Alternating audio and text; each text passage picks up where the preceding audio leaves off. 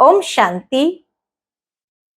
आज से सावन मास आरंभ हो रहा है और ये सावन मास का प्रथम सोमवार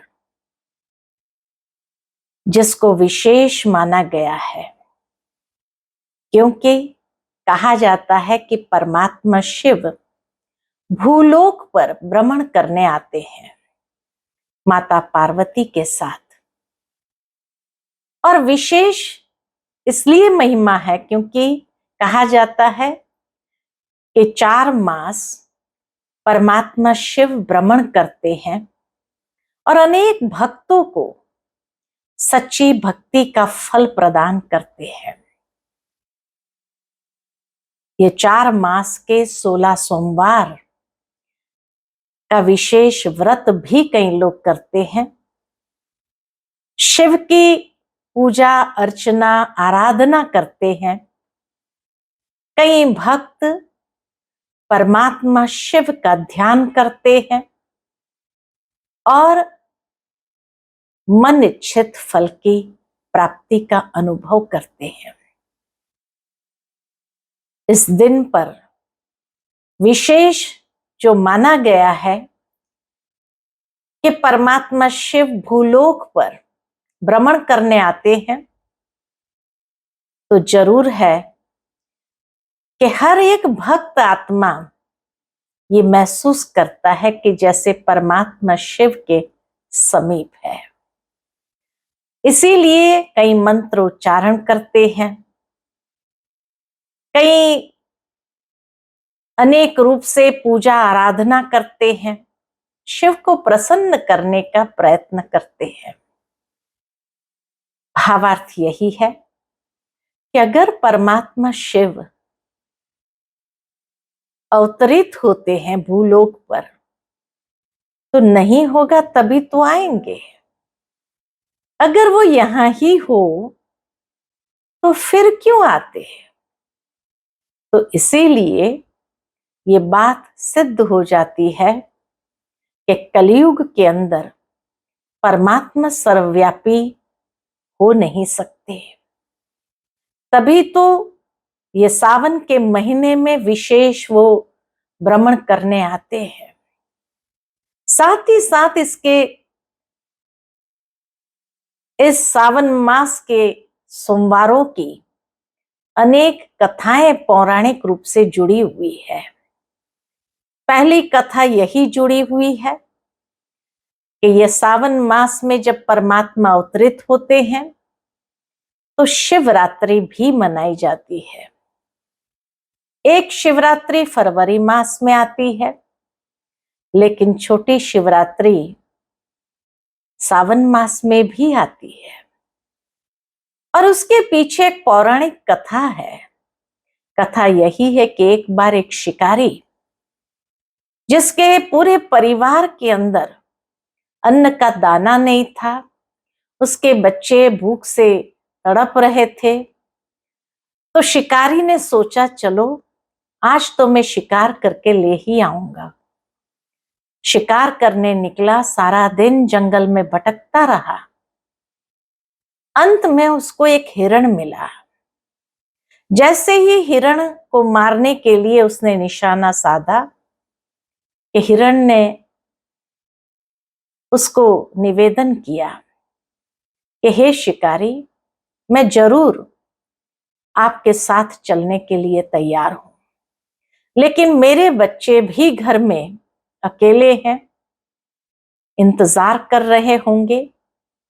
उनको मैं खाना पहुंचा के आती हूं, उनसे विदाई लेकर आती हूं, उसके बाद आप मेरा शिकार कर देना। तो शिकारी ने सोचा कि इस तरह से तो हिरण भाग जाएगा, तो कहा ऐसे कैसे मैं तुझे जाने दूं, मेरे बच्चे भी तो भूख से तड़प रहे हैं। तो कहा विश्वास करो। हिरण ने वायदा किया, विश्वास करो मैं जरूर आ जाऊंगा। अब रात हो चुकी थी, तो शिकारी ने सोचा ठीक है, तो उसने हिरण को जाने दिया इसी विश्वास के साथ कि वो वापस आ जाएगी। फिर उसने सोचा ये घना जंगल है, अनेक हिंसक प्राणी हैं, तो नीचे रहूंगा तो कोई ना कोई हिंसक प्राणी का मैं भोजन बन जाऊंगा, तो बेहतर है कि मैं कोई वृक्ष के ऊपर रात बिताऊं। तो वृक्ष के ऊपर चढ़ जाता है और कहा जाता है कि सोचा कि अगर नींद लग गई फिर तो गिर जाऊंगा, तो इससे अच्छा है कि कोई ना कोई विधि अपना करके जागरण करूं। तो उसने उस पेड़ के ऊपर से जो पत्ते थे, पत्ते तोड़ तोड़ करके ओम नमः शिवाय कहते हुए नीचे डालता गया। और कहा जाता है कि उस वृक्ष के नीचे एक मिट्टी का शिवलिंग था और वो पेड़ बेल का पेड़ था। तो बेल पत्र तोड़ तोड़ करके शिवलिंग के ऊपर गिरता गया और ओम नमः शिवाय का जाप चलता रहा। जैसे ही सुबह में हिरण अपने परिवार के साथ आती है तो शिकारी देख करके जैसे नीचे उतरने गया तो कहा जाता कि नीचे जो शिवलिंग था उसमें से शिवजी प्रकट हुए और कहा मांगो, जो वरदान चाहिए मिल जाएगा। तुमने रात भर मेरी भक्ति की है, क्योंकि एक तो रात्रि का समय था, शिव शिव करता रहा, पत्ते तोड़ तोड़ करके अनायास ही डालता रहा, लेकिन इसीलिए तो शिव को भोलेनाथ कहा जाता है कि बहुत जल्दी प्रसन्न भी हो जाता है। अनजानेपन में की हुई भक्ति, जागरण, भूखा था तो उपवास भी हो गया, रात्रि जागा तो जागरण भी हो गया, पत्ते तोड़ करके डालता गया तो भक्ति भी हो गई। तो जैसे ही शिवजी प्रसन्न हो गए तो कहा जाता हिरण के परिवार को जियादान मिल गया और ये शिकारी को भी उसकी जो मनोकामना थी वो पूर्ण कर दी। भावार्थ यही कि सावन के महीने में जो अनजानेपन से भी अगर भोलेनाथ को याद करते हैं, प्रेम से उसकी आराधना करते हैं, तो उसकी हर मनोकामना स्वतः पूर्ण होने लगती है। ये एक पौराणिक कथा है। तो सावन के महीने में अनजानेपन में भी जो परमात्मा शिव को प्रेम से याद करते हैं, उसकी आराधना करते हैं, उसके साथ एक निकट का संबंध जोड़ते हैं, तो उसकी सर्व मनोकामनाएं पूर्ण हो जाती है। रात्रि जागरण अर्थात ये 24 घंटे के दिन और रात के जागरण की बात नहीं है, लेकिन ये घोर कलयुगी अंधियारी रात अज्ञानता की, इस अज्ञानता की रात्रि में आत्मिक ज्योत को जागृत करना है, ये जागरण हमें करना है। साथ ही साथ उपवास, उपवास यानी ये स्थूल उपवास की बात नहीं, लेकिन उपवास दो शब्द से बना है, उप और वास। उप अर्थात ऊपर, उप यानी नजदीक। तो ऊपर निवास करने वाले परमात्मा के नजदीक हमारी बुद्धि का वास रहे, ये मन बुद्धि का उपवास है। और जो इस तरह का उपवास करते हैं, अर्थात मन और बुद्धि परमात्मा के सानिध्य में वास करती रहे, तो उसका ये गायन है। और साथ ही साथ भक्ति यानी प्रेम से उस परमात्मा को याद करना। भले वो शिकारी ने तो प्रेम से नहीं, अनजानेपन में ही याद किया शिव शिव करते हुए, लेकिन वास्तव में जो प्रेम से उसको याद करते हैं तो उसकी सारी मनोकामना पूर्ण हो जाती है। तो इसीलिए जागरण, उपवास और स्नेह भरा संबंध, यही तो भक्ति है। दूसरी पौराणिक कथा यही आती है कि कहा जाता है कि जब भूलोक पर देवताएं और असुरों के बीच में सागर मंथन हुआ। तो सागर मंथन के समय हलाहल निकला, अर्थात विष निकला। उस विष के जो बदबू थी उसके कारण अनेक देवताएं बेशुद्ध होने लगे और गिरने लगे। तब कहा जाता थोड़े से देवताएं बच गए, जिन्होंने सोचा कि शिवजी को ही पुकारना पड़ेगा। शिवजी को पुकारा, आवाहन किया, तो कहा जाता है शिवजी आते हैं और उस हलाहल को स्वीकार कर लेते हैं। इसीलिए उनको नीलकंठेश्वर भी कहते हैं। भावार्थ यही कि वो हलाहल को स्वीकार किया, फिर सारे देवताओं को सुरजित किया, फिर सागर मंथन आरंभ होता है। धीरे धीरे एक एक चीज निकलने लगती है और निकलने के बाद फिर लास्ट में अमृत कलश निकलता है। वो अमृत कलश लक्ष्मी जी ने अपना मोहिनी रूप धारण करके कलश को धारण किया और फिर वो अमृत देवताओं को पिलाया गया और इस तरह देवताएं अमर हो गए। वास्तव में देखा जाए तो सागर मंथन ये कथा जो है वास्तव में मनुष्य जीवन से बहुत गहरा उसका कनेक्शन है। मन को भेंट की गई है सागर की तरह। मनुष्य का मन एक सागर है। जिस तरह सागर में कभी भी पानी शांत नहीं होता है, कभी सागर के पानी में कोई प्रतिबिंब नहीं दिखाई देता है। छोटी छोटी लहरें भी चलती ही रहती है, कभी बड़ी बड़ी लहरें भी आती है और कभी कभी तूफान भी आ जाता है। ऐसे ही मनुष्य का मन है। छोटी छोटी लहरें भी चलती रहती, अर्थात विचार रहित मन कभी होता नहीं। कुछ न कुछ विचार भी चलता रहता है। कभी कभी मन के अंदर भी कोई गहरा चिंतन आरंभ हो जाए तो बड़ी बड़ी लहरें भी उठने लगती है। टेंशन हो जाए तो लहरें भी उठने लगती है। और कभी देखो तो कोई ऐसा विघ्न आ जाए, प्रॉब्लम आ जाए तो तूफान भी खड़ा हो जाता है। तो मनुष्य का मन एक सागर है और इस सागर का मंथन करना है, जहां देव और असुर, पॉजिटिव विचार, अच्छे विचार देव बराबर है और नेगेटिव विचार ये असुर बराबर है।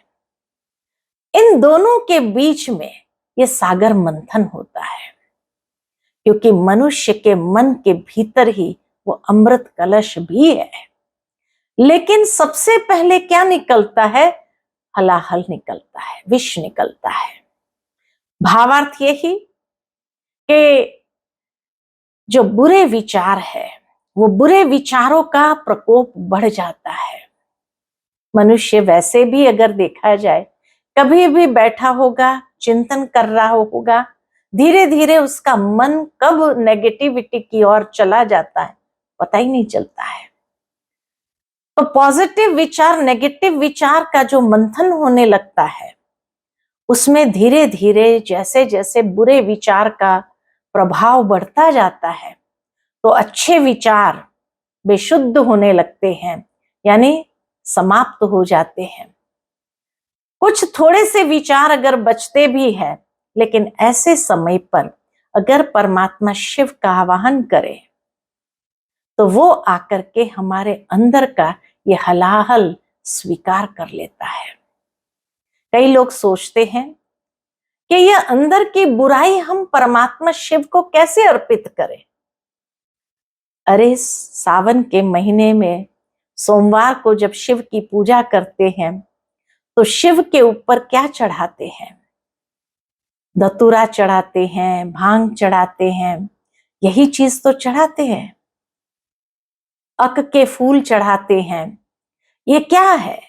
जहरीले फूल। बाकी देवी देवताओं के आगे तो कमल का फूल, गुलाब का फूल, मोतिया के फूल की माला चढ़ाते, लेकिन शिव के ऊपर अक के फूल की माला, धतूरे की माला, जो सबसे पॉइजनस जहरीले फूल है, वही तो अर्पित करते हैं। वो फूल तो जन्म जन्म अर्पित करते आए, लेकिन वास्तव में अब अंदर की जो बुराई है, जो नेगेटिविटी है, ये धतूरा, ये अक के फूल हमें परमात्मा शिव को अर्पित कर देना है। जिसको वो स्वीकार कर लेता है, लेकिन अर्पित करके तो देखो। और उसके बाद वो अच्छे विचार, पॉजिटिव विचार को सुरजित कर लेते हैं। फिर सागर मंथन आरंभ होता है और धीरे धीरे अपने मन के विचारों के अंदर एक परिवर्तन को अनुभव करते हैं। और उस परिवर्तन के आधार से ही देखा गया कि धीरे धीरे हमारे अंदर से ही वो अमृत कलश भी निकलता है, जिसको लक्ष्मी जी ने धारण किया, अर्थात हमारे सुलक्षण धारण करते हैं। और इसी तरह जो अच्छाई है उसको नर्चर करते हैं उस अमृत से, ज्ञान अमृत से। और ज्ञान अमृत का पान करते हुए अच्छे विचारों को सींचते हैं हम अपने जीवन के अंदर, और उसी से ही ये अच्छाइयां, पॉजिटिविटी अमर हो जाती है और नेगेटिविटी जीवन से समाप्त हो जाती है। ये दूसरी कथा है सागर मंथन की। तीसरी कथा ये भी है कि एक बार कहा जाता है कि नारद जी ने सोचा कि सभी देवी देवताओं की आपस में लड़ाई जरूर होती है, कोई ना कोई बात से भी, लेकिन शिवजी की कभी लड़ाई पार्वती से नहीं होती है। लेकिन कोई ना कोई विधि से देखे तो सही, इनमें लड़ाई होती है या नहीं। तो कहा जाता है कि नारद जी गए, एक बार शिव जी कहीं बाहर गए थे कैलाश से, तो नारद जी वहां पहुंचे तो मां पार्वती वहां थी। और मां पार्वती से कहा कि हे मां पार्वती, आपने अमर कथा कभी सुनी है शिव जी से? मां पार्वती ने कहा, वैसे तो शिव जी कभी कोई बात मुझसे छुपाते नहीं है, लेकिन मैंने ये अमर कथा के बारे में तो कभी सुना ही नहीं।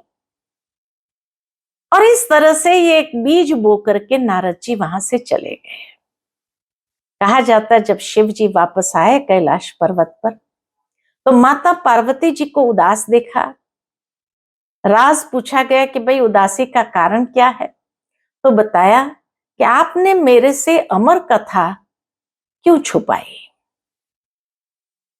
तो शिव जी ने कहा, ठीक है, हम आपको अमर कथा भी सुना देते हैं, लेकिन यह अमर कथा पूर्ण जागृत रूप से सुननी होगी। आप अमर कथा सुनते हुए निद्रा अवस्था में नहीं जाना। और उसके लिए जैसे जैसे मैं कथा सुनाता जाऊं, आप सुनते हो, तो उस समय आप हुंकार जरूर करना। हाँ जी, हाँ जी, ये हुंकार जरूर करना। मां पार्वती ने कहा, ठीक है। और इस तरह से कहा जाता है कि शिवजी ने अमर कथा सुनाना आरंभ किया, लेकिन बीच में मां पार्वती को नींद आ गई। और कहा जाता कि वहां पर कोई तो था जो हुंकार कर रहा था। शिवजी को लगा पार्वती जी सुन रहे हैं, लेकिन लास्ट में जब आंखें खोली और देखा पार्वती जी तो नींद में है, तो उस समय उनको कहा, इसीलिए मैं कथा सुनाता नहीं था आपको, क्योंकि मुझे पता था आप निद्रा अवस्था में चले जाएंगे। भावार्थ यही कि परमात्मा शिव जब इस संसार में भूलोक पर अवतरित होते हैं तो हम सभी बच्चों को अमर कथा सुनाते हैं, जिस अमर कथा से अमरत्व को प्राप्त करते हैं। अर्थात अमर कथा वो कथा है या वो ज्ञान की बातें हैं जिस ज्ञान की बातों को जीवन में आत्मसात करने से हम आत्माएं स्वर्ग लोक को प्राप्त करते हैं, जहां अमर हो जाते हैं। अर्थात अमर का मतलब ये नहीं कि कभी मरते नहीं हैं, लेकिन अमरत्व अर्थात वो ज्ञान की बातें हमारे संस्कारों में, हमारे जीवन में स्थायी हो जाती, अविनाशी हो जाती है। तो इसलिए वो अमर कथा जब परमात्मा सुनाते हैं तो पार्वती यानी इस भूलोक से पार वतन में निवास करने वाली पार्वतियां, आत्माएं, तो सभी आत्माएं नहीं सुनती है। कुछ एक आत्माएं, कोटों में कोई, कोई में भी कोई आत्माएं इसे सुनती है, आत्मसात करती है और अमरत्व को प्राप्त कर लेती, अर्थात उसी से अपने संस्कारों में धारण करते हुए अविनाशी स्थायी रूप से उसको जीवन के अंदर आत्मसात कर लेते हैं। तो ऐसी सच्ची पार्वतियां बन करके उस अमर कथा का श्रवण करते हुए हमें अपने जीवन में उसको सींचते हुए अविनाशी और स्थायी रूप से धारण करना है। तो ये विशेष सावन के महिमा है और सारी कथाएं शिव जी के साथ ही जुड़ी हुई है। जब वो परमात्मा शिव आते हैं तो हमें भक्ति भी करनी है, शिकारी की तरह सच्ची भक्ति करनी है। दूसरा, सागर मंथन भी करना है और अमर कथा सुन करके अमरत्व को भी प्राप्त करना है। तो ये है सावन की महिमा। ओम शांति।